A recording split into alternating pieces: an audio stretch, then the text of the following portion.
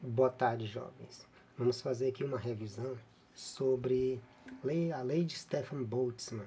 Começando por uma pequena introdução, umas noções básicas de irradiação térmica a nível médio. Vamos lá. Nessa noção de radiação térmica, nós temos que lembrar que um corpo ele pode tanto absorver a radiação, como ele pode refletir uma parte da radiação, ou uma parte da radiação térmica, no caso, pode ser transmitida através dele. Para ficar mais simples de entender, esta figura representa muito bem. Vejamos, aqui nós temos um corpo não totalmente negro, como a gente costuma dizer, um corpo qualquer, vamos raciocinar assim, no qual uma certa quantidade de radiação incidente, esse I é simbólico, incide sobre esse corpo. Vemos que uma parte da radiação é refletida, uma parte que a quantidade de calor é absorvida, e uma parte da radiação, QT, é transmitida através desse corpo. Mas, basicamente, o que é essa irradiação térmica ou radiação térmica, ondas de calor? Aí eu coloco mais outra figura para ilustrar. Temos aqui umas brasas, pode-se dizer assim, ou outro corpo qualquer, superaquecido. Carvão em brasa emite radiação luminosa como consequência de sua alta temperatura. Aí podemos ver a coloração do mesmo, vermelhada, alaranjada, que, claro, essa luminosidade depende da temperatura do corpo. Consequentemente, quanto maior a temperatura, ele fica um pouco mais luminoso. Então, essa cor, ela também está relacionada com a sua temperatura, que consequentemente está relacionada com a frequência, já que são ondas de calor, tem uma frequência associada. Mas, como ficaria a relação matemática dessa questão da reflexão, absorção e transmissão de calor, ou seja, a refletividade, a absorvidade e a transmissividade dessa radiação incidente? A lógica é que a quantidade de calor incidente ela é claramente igual à quantidade de calor que foi absorvida mais a quantidade de calor refletida mais a quantidade de calor transmitida. A quantidade ela é dividida em três partes, que é um raciocínio óbvio, não tem nada o que decorar aqui. Então a absorvidade, vamos chamar assim de A, é uma proporção entre a quantidade de calor que foi absorvida e a quantidade total de calor, que é a quantidade de calor incidente, que no caso é a QI. Seguindo a mesma linha de raciocínio, nós dizemos que a quantidade de calor refletida, ou seja, a refletividade, ela é igual a QR sobre QI. E seguindo a mesma linha de raciocínio, a transmissividade vai ser a quantidade de calor transmitida sobre a quantidade total que é incidente. Então é uma proporção, é um valor percentual. Se somarmos esses três valores, A mais R e mais T, que é a absorvidade, refletividade e transmissividade, nós vamos pegar essas três frações anteriores que foram obtidas e vamos concluir que ela vai dar, por lógica, um valor que já podemos deduzir intuitivamente. Mas vamos aqui prosseguir. Vai ficar A mais R mais T igual a... Notem que o denominador é igual, então nós só repetimos o denominador QI, que é a quantidade de calor incidente, e repetimos os termos dos numerador de cada fração.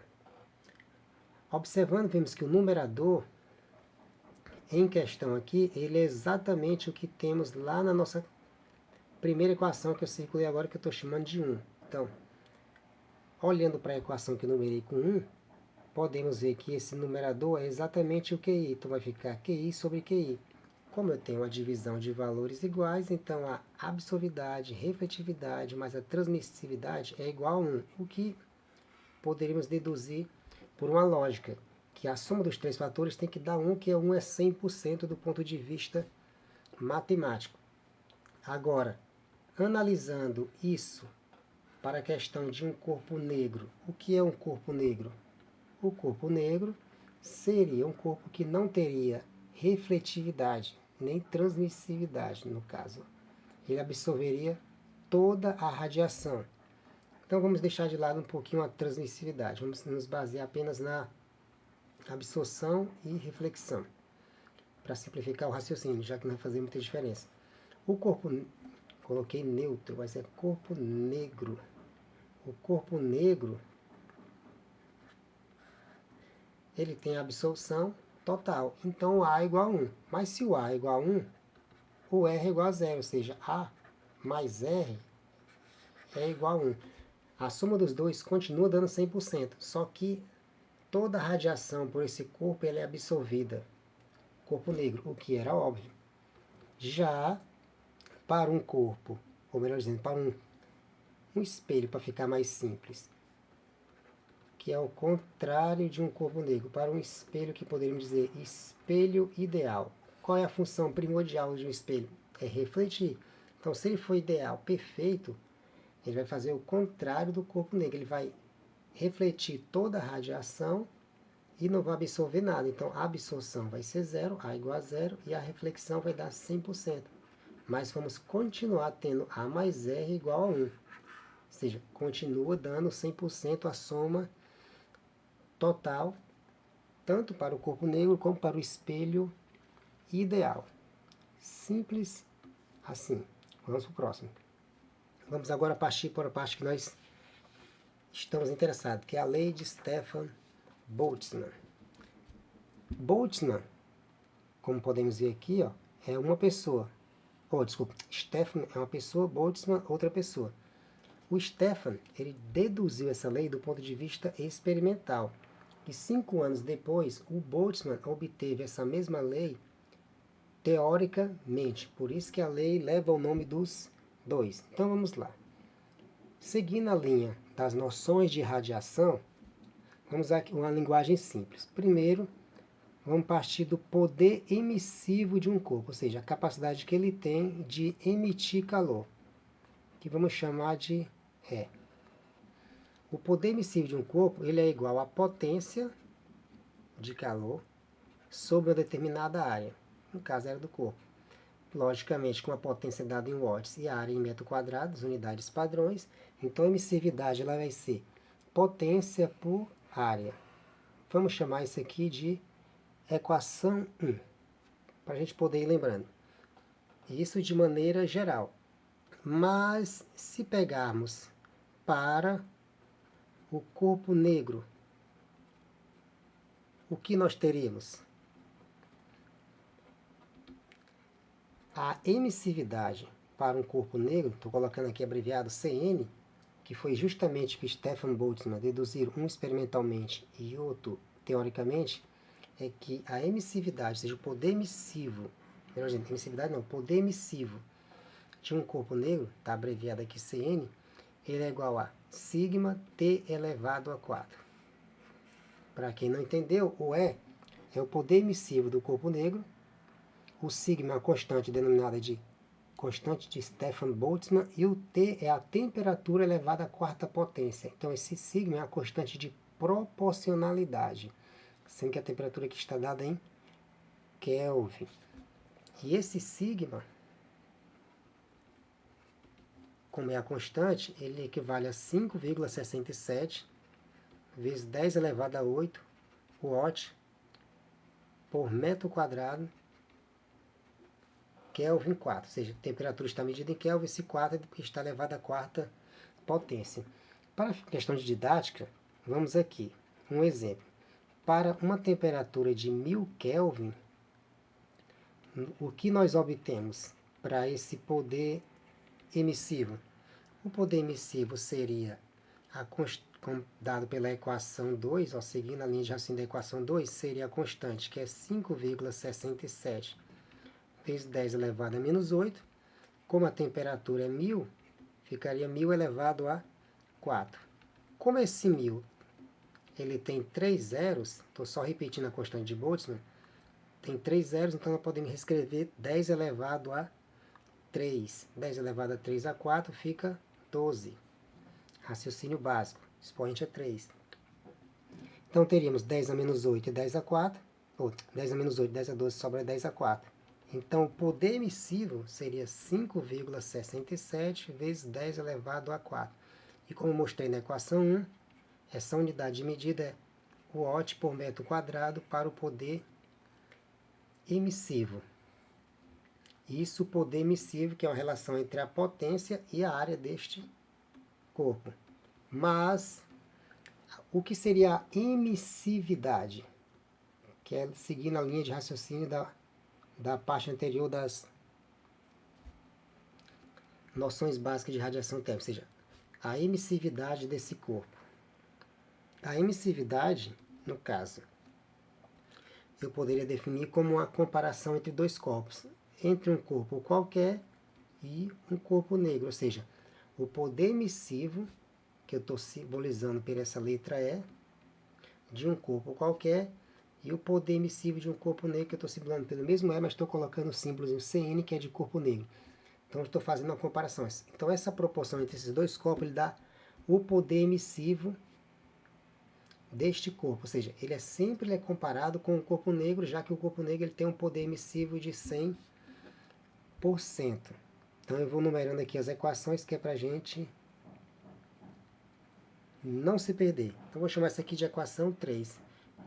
E o que eu acabei de falar, o poder emissivo, ou melhor dizendo, a emissividade, que eu estou chamando de E minúsculo, para o corpo negro, agora eu coloquei o CN que eu não coloquei acima, é igual a 1, ou seja, a emissividade para o corpo negro é igual a 1, 100%. Prosseguindo, para um corpo qualquer, então, para um corpo qualquer, nós achamos, deixa eu só escrever mais bonitinho.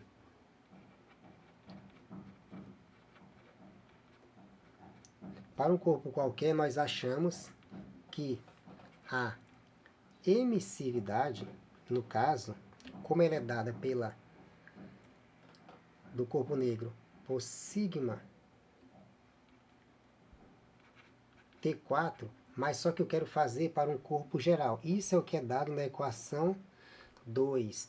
Mas olhem para a equação 3. Eu vou deletar isso aqui que eu acabei de escrever, que era só para a gente relembrar.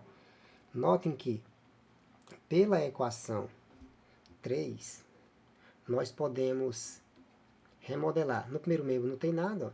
Eu posso simplesmente inverter a posição do E da emissividade com o poder emissivo. Ó. Então, vou escrever aqui, ó, de 3, para ficar bem didático. Temos que o poder emissivo do corpo negro ele é igual a E sobre a emissividade, que eu vou chamar isso de 4, que é a mesma equação 3, só que remodelada. Então, substituindo essa equação 4 na equação 2, o que nós encontramos? O poder emissivo de um corpo qualquer sobre essa emissividade é igual a sigma T elevado a 4.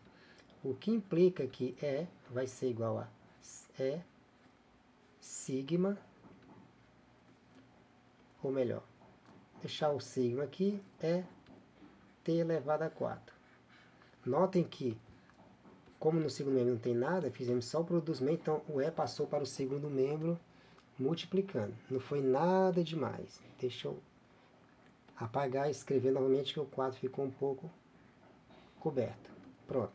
Notem que essa equação 5, em relação à equação 2, a única coisa que muda é porque agora na conta entrou essa emissividade. Mas por que entrou essa emissividade? Porque na equação 2 eu estou fazendo para o corpo negro. Como a emissividade dele é 1, por isso que esse E não aparece. Mas nessa quinta equação, como a emissividade de um corpo qualquer não é 1, por isso que aqui o E já faz diferença e ele aparece na equação. Só isso, mas basicamente a mesma coisa. Agora, se eu quiser demonstrar, melhor dizendo, se eu precisar calcular a potência e não o poder emissivo, ou seja, se eu quiser a potência irradiada, é só seguir também o que diz na equação 1. Como eu já sei pela equação, então, se eu pegar aqui, ó, de 1 e 5, ó, o que é que nós encontramos? Ó, da equação 1 com a equação 5, ou seja, relacionando a 1 e a 5. Como a energia é a potência sobre a área, ou melhor, energia não, desculpa, poder emissível é potência sobre a área, mas esse poder emissível é sigma E T elevado a 4, notem que a área ela passa por segundo membro multiplicando. Então, temos que a potência é sigma E a T elevado a 4. Então, basicamente, as equações são sempre as mesmas. O que muda é conforme você vai remodelando. Mas essa equação que eu vou chamar de 6, você aplica ela dessa maneira quando o corpo ele está em equilíbrio térmico com o ambiente. Mas digamos que o corpo não está em equilíbrio térmico com o ambiente. Então nós temos duas situações. Ou a temperatura dele é maior do que a do ambiente, ou a temperatura dele é menor do que a do ambiente. Então, em linhas gerais, nós vamos ter que calcular a potência líquida, ou seja, a potência que está irradiando, ou recebendo ou perdendo, ou seja, recebendo do ambiente ou perdendo para o ambiente. Então você repete essa mesma equação, sigma é A, e ao invés do T elevado a 4, simplesmente você vai colocar TA elevado a 4, onde esse TA é a temperatura do ambiente, então o A está simbolizando A de ambiente, simbolicamente, menos T elevado a 4, ou seja, essa segunda temperatura é a temperatura do corpo. Então notem que nós temos que usar a mesma potência, mesma quarta potência para a temperatura, só que você tem que fazer a diferença entre a temperatura do ambiente e a temperatura do corpo, o que é dado na equação 7. Então, só recapitulando. Se o corpo estiver em equilíbrio térmico com o ambiente, basta aplicar direto a equação 6. Se não estiver em equilíbrio, tiver a diferença com o ambiente, é a mesma equação 6, mas com essa pequena diferença porque tem que incluir a outra temperatura. Aí vocês vão para a equação 7. Mas não muda muita coisa de uma para a outra. Para essa revisão, eu utilizei o livro do Ramalho e Nicolau Toledo, Fundamentos da Física, volume 3, 10ª edição de 2014. E nós finalizamos.